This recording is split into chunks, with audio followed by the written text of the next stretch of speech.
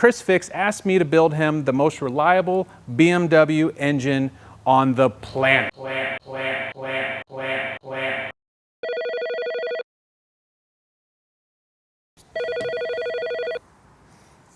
Hey, this is Jamie. Hey, it's ChrisFix. You got a second?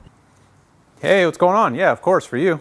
BMW problem. So, we just had an endurance race and blew up our M54 20 minutes in. Oh, dude, that sucks. Sorry to hear that. Yeah. Doesn't look like it's anything the drivers did. It looks like it's just a failure at, I think it's like 250,000 miles. So, question for ya. Can you help build or refresh an engine to make it reliable and inexpensive? So you want it cheap and reliable? Yeah, you know, 2 of the 3 of the reliability, expense, and what was the last part of the triangle?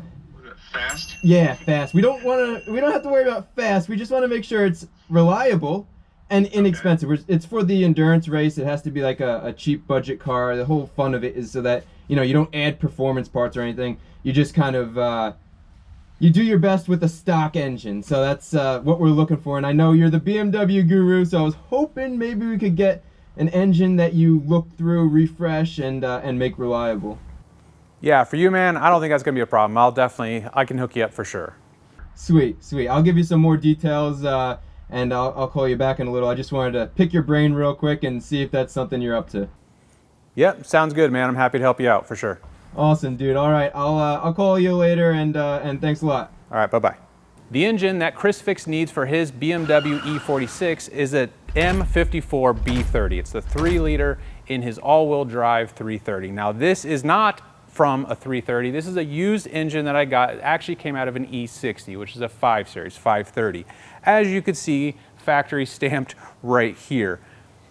Now there's a few changes that we're going to need to make with this engine. Most importantly is the oil pan. This car came from a rear-wheel drive. His car is all-wheel drive. So we'll have to change the oil pan. There's a couple other things that we'll address as well and make this engine compatible for his car. Anytime you buy a used engine, there's certain things that you want to check for. I'm not going to just take the word from the eBay seller that it's in good running condition. We're actually going to check the leak down test. We're going to take the cylinder head and engine block over to my friend Mike at Fountain Race Engines, where he can break the engine down and make sure that it's all in good factory standings. If he notices anything wrong, that'll give me a chance to either fix it or we may have to find another engine, but we'll find out soon. There's a lot of things on this engine that we're not going to need. For instance, this engine harness. The first thing I notice is this extended oil cap. You see how tall it is?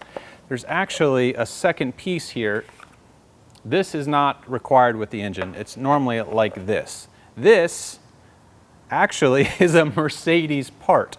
So we're definitely going to get rid of this. We don't need this at all. First thing we're going to do is get rid of all the liquids that's inside the engine. So basically the engine oil and the coolant. The engine oil, first thing we're going to do is loosen this oil filter cap. We're going to let all the oil that's sitting in the oil filter housing drain down to the bottom. We'll then pull the drain plug and let all the oil come out of the oil pan. And we're also going to pull, there's a plug over here for the coolant, and we're going to drain all the coolant out of the engine. Now, we're not going to get 100% all of it out, but we're going to get as much out as possible. All right, this is where I inspect the filter. This is an aftermarket filter. You can see where it's made. We're going to look inside of here for any metal particles. I don't see anything. I think we're good. Now that we've got the oil filter off, I'm going to look in here. It doesn't look too bad, really. I don't know how many miles are on the engine. They didn't say that in the description. I asked the seller and he never responded, so I don't know how many miles are on this engine. So the coolant that came out of this was like pink or orange. BMW coolant is more of a blue.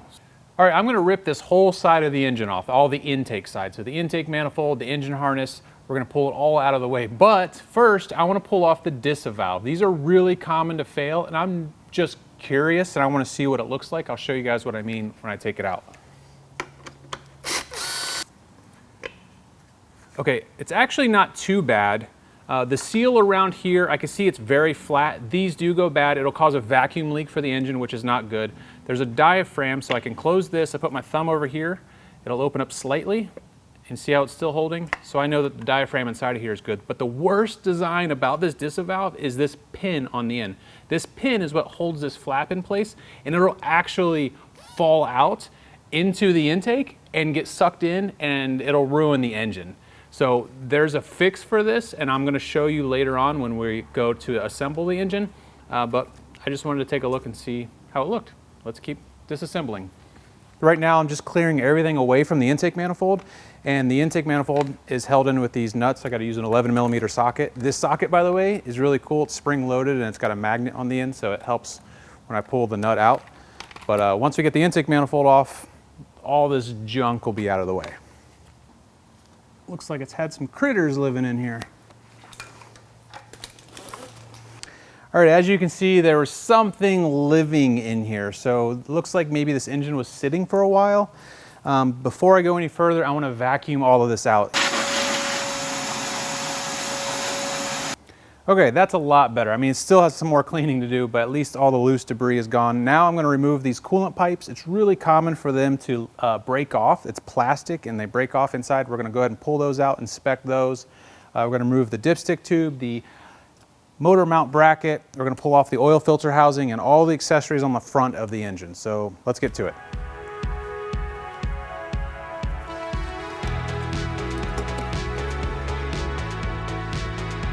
All right, this coolant pipe is fighting me a little bit. I don't want to just rip and pry because it's plastic, and I don't want to risk breaking it, although it's probably, we're going to find that it's broken. So I'm going to spray some silicone spray in there, try to get it around that seal, and then gently try to pull it out. This piece is getting replaced anyways, but still. Come on. Come to Papa. More lube. Almost there. Maybe. This thing is fighting me.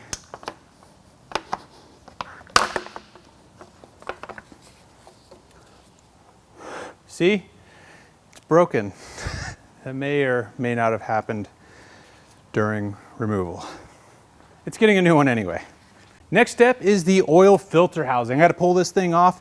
There is a Vanos oil supply line right here. So Vanos, we'll talk about a little bit later, but it's basically German VVTI. The oil pressure comes from the oil pump up through the hose and feeds the oil pressure for the Vanos. But we got to remove the line. Okay, that's your oil Vanos line. These are actually really common to leak, so we'll make sure that we get a new one of these as well. There's a gasket that's in between the oil filter housing and the engine that leaks all the time. They're really common. You release the oil filter first and let all the oil that's in here drain into the engine. Otherwise, when you separate this, you're gonna get a giant mess of oil. We've already done that, so we don't have to worry about loosening this again.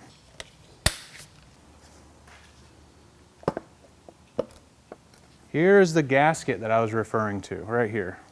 Not quite crunchy, but I've taken these and I've replaced these before where you squeeze it and it just crumbles in bits. They turn to hard plastic. It's supposed to be real pliable rubber. It's time for a replacement. Here we're going to be removing the thermostat housing, which is plastic, and they tend to fail and they'll leak, so that's really common. We'll make sure we get a new one of those. The water pump will actually fail in 4 different ways. Number 1, it's a plastic pulley. The pulley will crack and break at times and cause the belt to fly off. Another problem is it will leak coolant, and so that's obviously a problem.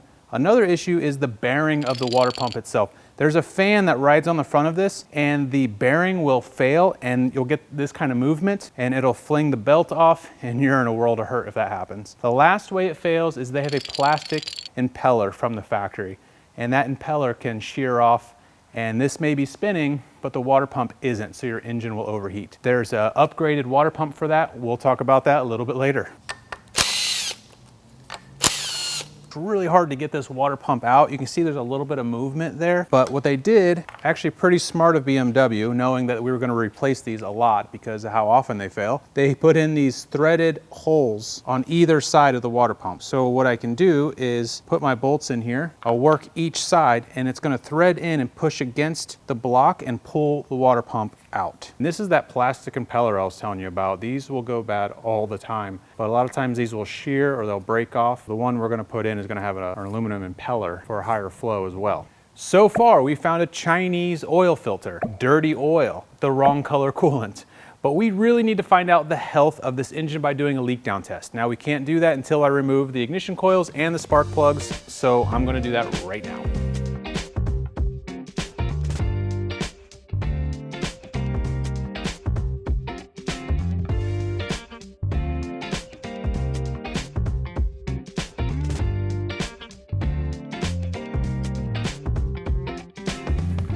You know, I will say, some of the good news is there's no leak around the valve cover. I mean, we're gonna replace it anyways, the valve cover gasket, but sometimes you'll get oil that has just completely filled these spark plug tubes. There's these gaskets that go around here, and typically they'll leak and cause oil to go in there, but it's all completely dry, which is a good sign. Also, we're gonna take all the spark plugs out and we're gonna inspect all of them and see how they look. They all look really good. There's not a cylinder that's running lean or rich. They all look really pretty much the same. The porcelain looks okay. These spark plugs would actually be okay, but we're gonna go ahead and put new ones in it anyways. These are not the original spark plugs. These are NGK. They originally come with Bosch spark plugs. So we know that they've been changed at some point in its life, and I actually really like NGK plugs, so I'm okay with that. Okay, the first thing we should have checked, I'm gonna do it now, is to make sure the engine actually turns. Good. All right, the engine turns, it's nice and smooth, so that's good news. We should have done that probably from the beginning, because if it didn't turn, we would know we had a problem. Okay, we're gonna do a leak down test. So basically what that means is we're gonna put each cylinder, we're gonna test each cylinder individually. We're gonna start with cylinder 1. We're gonna wait for the piston, we're gonna rotate the engine. The piston's gonna come up on the compression stroke until it gets to top dead center. Once it's at top dead center, the intake valve, exhaust valves will be closed. Technically, that cylinder is sealed. So we're going to, the spark plug is already removed. We're going to put our air fitting in there. We're going to check the air that goes in versus the air that comes out. So if we have air that leaks out, our gauges will tell us that. And if we do have a leak, it could be leaking past the piston rings, the exhaust valves, the intake valves, or maybe the head gasket. So if there is a leak, we'll have to listen and see where the air is actually leaking from. Let's start with cylinder 1. One way I like to find out when the piston is at top dead center, I use a 1/4" extension like this. It's resting on top of the piston. I'm going to rotate the engine. Fortunately, we can see the exhaust and the intake valves. So I want to rotate it, wait for the intake valves to open. They're actually open right now. So as I rotate it, the intake valves are closing. You can see that this is coming up. All right, and that is top dead center. So I'm going to use my Sharpie, and I'm going to mark.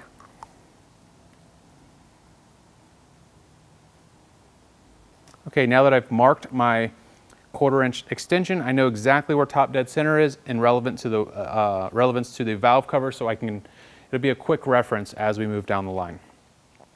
So now that this is all closed, we're at top dead center. Let's get our leak down tester installed. So this is threaded, it's got a rubber seal. It's the same thread pitch as the spark plugs.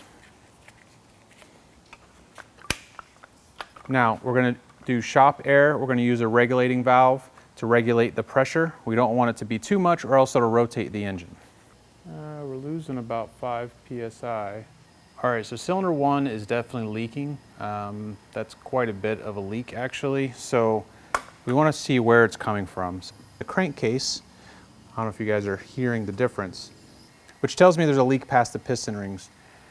Now you are supposed to do this with a warm engine, and it has been sitting for a while, so it's possible there's not a lot of oil around the rings, but we'll take a look when we get it disassembled. Cylinder number 2 is actually worse. So we're about 35 PSI going in and less than 20 coming out. Now I listened to the side of the engine over here. The exhaust valves seem okay, but if you take a listen over here, it's not coming from the crankcase now. Now it's coming from here, and we can actually show you a visual. Spray a little bit of soap in there, and you can actually see the air coming up through the valves. Those valves are closed. They should be sealed. So there is a problem there, whether they're just dirty or they need to be lapped. But that'll all be taken care of when we take it to the machine shop. All right, cylinder 3 looks great. Cylinder 4, we're down quite a bit.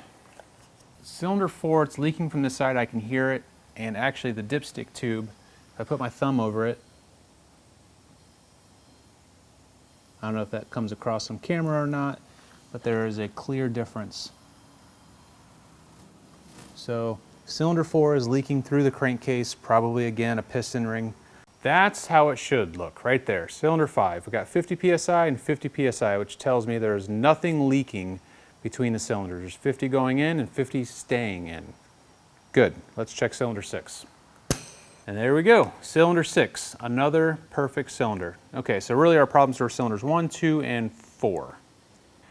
All right, now we're gonna take the valve cover off and see what we've got.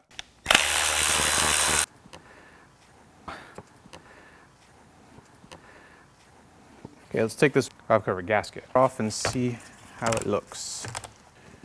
Okay, so it actually has some flexibility, which means it's not horrible. I've taken these out before and they just absolutely crumble. Now that we've got the valve cover off, what we're looking at here is Vanos, German VVTi basically. So what that means, Vanos stands for Variable Nockenwellenstärke. The previous generation to this engine was the M52. The M52 only had single Vanos, which means they could only adjust the intake timing. Now with the M54, they can adjust intake and exhaust timing. These Vanos systems do fail. There's some seals inside there, they'll shrink, they'll get hard, you'll get some oil pressure that goes past it, and so it won't work as well as it does when it's new. So when we have this out, we're gonna make sure we rebuild the Vanos system. We'll get into that in a little bit. But right now, let's get this thing off the engine. All right, when we take off the Vanos, so we have to remove these caps. So we're gonna take each of these off.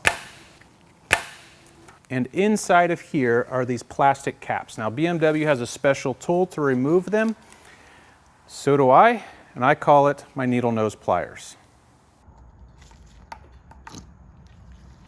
After taking those caps out, there are 2 more screws in here, except these ones are a little different. These are actually reverse thread. So instead of righty-tighty, lefty-loosey, we have righty-loosey, lefty-tighty.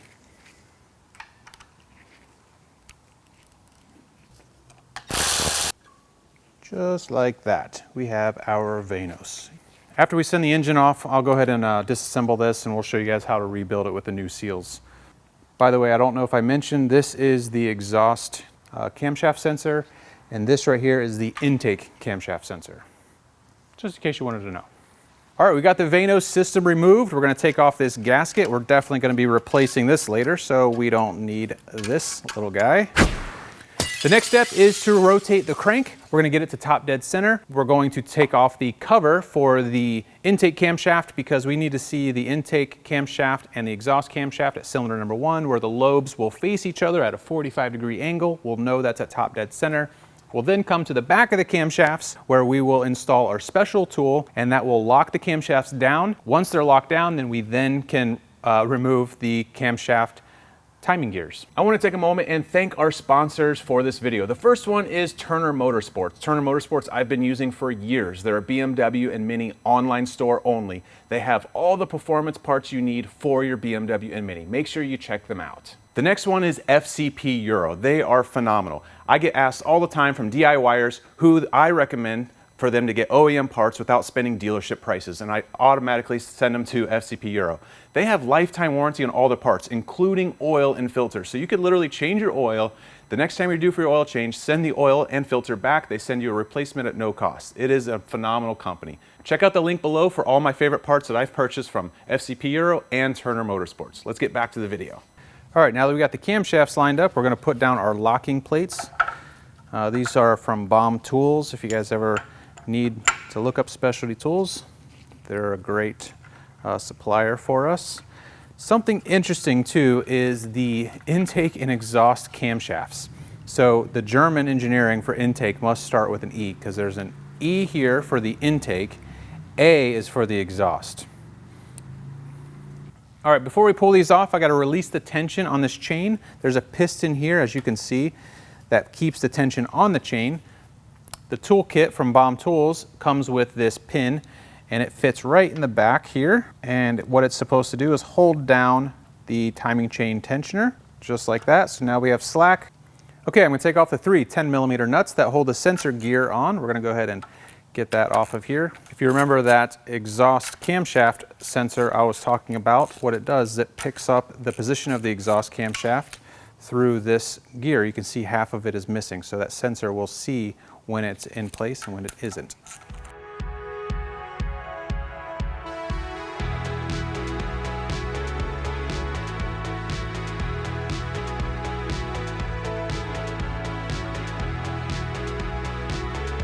Now I'm going to take the timing chain out. First thing we got to do is take the tension off of it. Here's the timing chain tensioner, 32 millimeter. Oh, there we go. This is a spring-loaded tensioner. So once we get this out, you can see now we have loosened up the tension.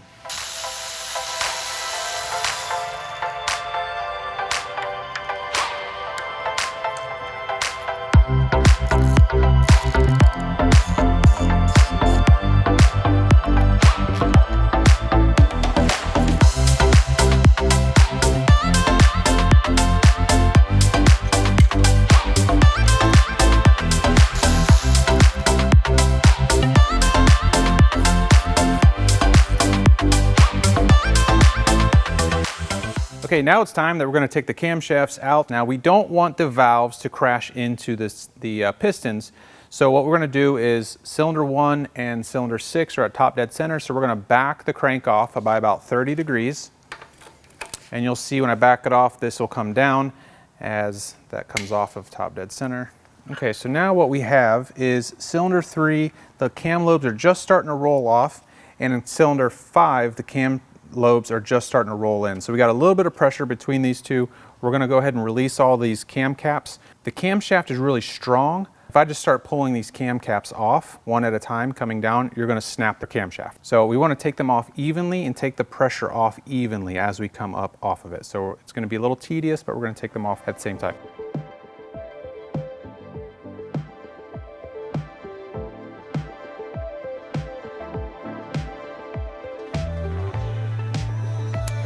All right, what we're going to do is take a look at the camshaft. I'm looking at the journals here, and I'm comparing them also to the cam caps.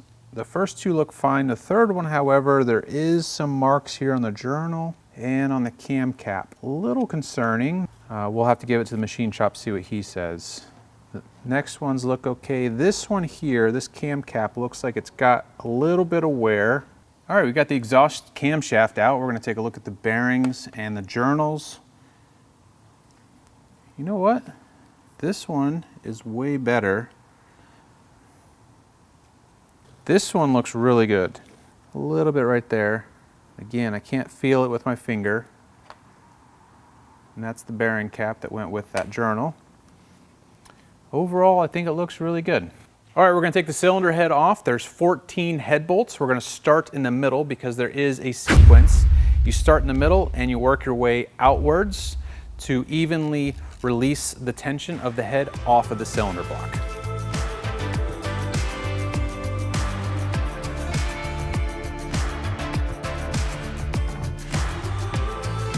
Okay, let's see if I had my Wheaties this morning.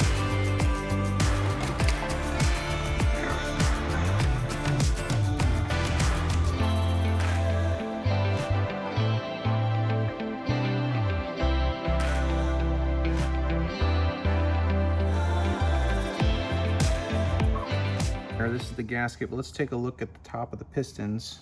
I mean, there's definitely some carbon buildup on the pistons, which is normal. There's some relief cutouts for the valves, but I don't see where a valve actually made contact with the piston. And looking at the gasket, I don't see anything horrible here. See any issues here. Usually if you get like coolant that flowed into one cylinder, that one cylinder would be really clean. The oil pan has to be removed, but we're not actually going to be using this oil pan. If you remember, Chris's car is all-wheel drive, so I have an oil pan coming for an all-wheel drive vehicle, which gives me an idea. I'm actually going to use this oil pan to troll the people of TikTok. If you guys haven't followed me on TikTok, I occasionally post trolling videos just to get some reactions, so let's have fun with this one. If you guys would like to check out my TikTok, I'll put a link in the description, and you can check out the comments from this video. Hey guys, Jamie from Elite Motorworks. I've got a BMW engine that I'm building for a customer. It's a race engine. He's asked me to customize the oil drain because he's looking for a fast relief valve. So we're gonna do that right now. Let me show you how that works. First thing we have to do is remove the drain plug.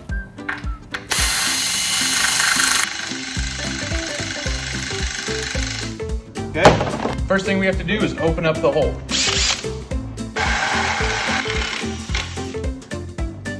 Now that our hole is drilled, we got to put in some threads.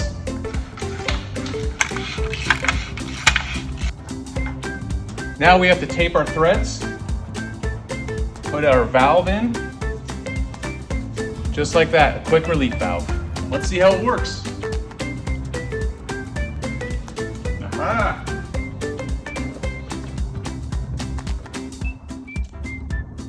Yeah, 530. Good stuff. Well, that was fun. Let's take off the timing cover. All right, the crank pulley doesn't come off very easily, so Bomb Tools actually makes a special tool for this.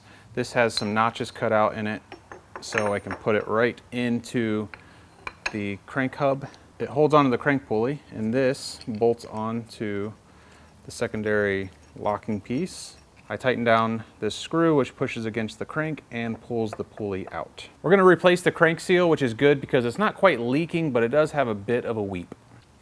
The timing case cover has different length bolts. So what I like to do is draw a diagram on a piece of cardboard, and when I take the bolts out, I'll put those bolts through the cardboard. That way it's a nice template to come back to later to make sure I put the bolts in the exact same space they came out of.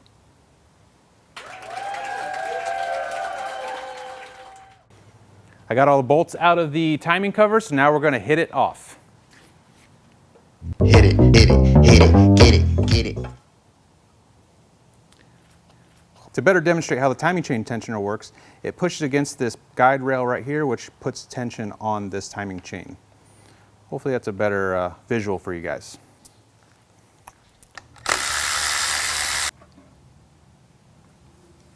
Well, that's a lot of metal shavings in there. I wonder why. Now that we got the oil pan out of the way, don't have to worry about too much oil spilling, or coolant apparently. We're gonna get the rest of the coolant to fall out of the engine and work on it upside down. Here's the oil pump. When the pump stops pumping, your engine will be destroyed, and this can fail in two different ways. This nut will back off and this will still spin, but the shaft is no longer spinning, the oil pump's not pumping anymore, and you lose all oil pressure. Bye-bye engine. The other way it fails is there's a shaft that runs through here. Sometimes that shaft will shear off, so we're gonna make sure we address both of those problems. But first, I wanna check and make sure. Now it feels pretty tight. This nut we're gonna go ahead and take it off now. Sometimes, like I said, it's loose, but this is a left-handed thread, so remember, righty loosey, lefty tighty.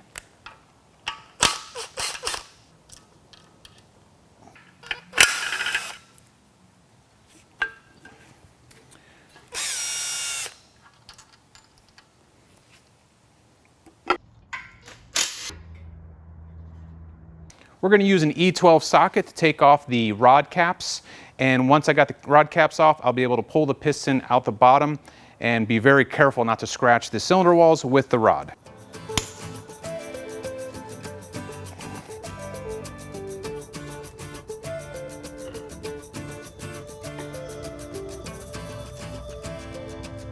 All we got left now is the crank. I've already pulled the rear main seal plate back, so it gives me room for the main bearing caps. Now before I pull these bolts off, I'm going to pull these outside 13mm bolts first, then we'll tackle the main caps, and I'm going to work from the middle out in a circular motion because it's circle.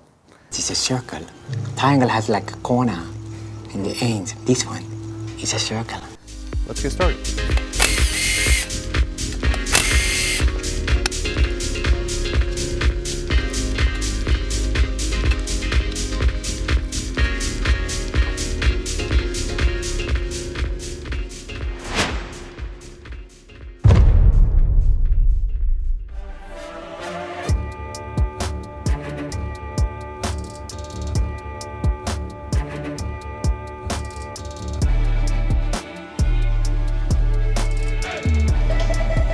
Hey, Mike. Hey, what's happening? Hey, I got the BMW engine here. Well, let's load this thing up in the car. Good seeing you. All right, let's get it up.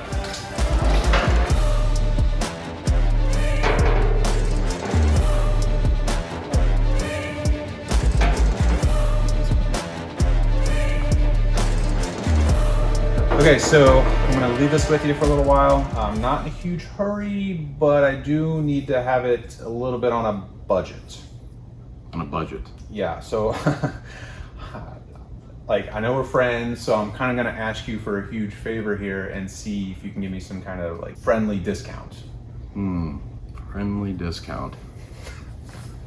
We might be able to figure something out. I think I got an idea. Okay, like what? Come take a look at this.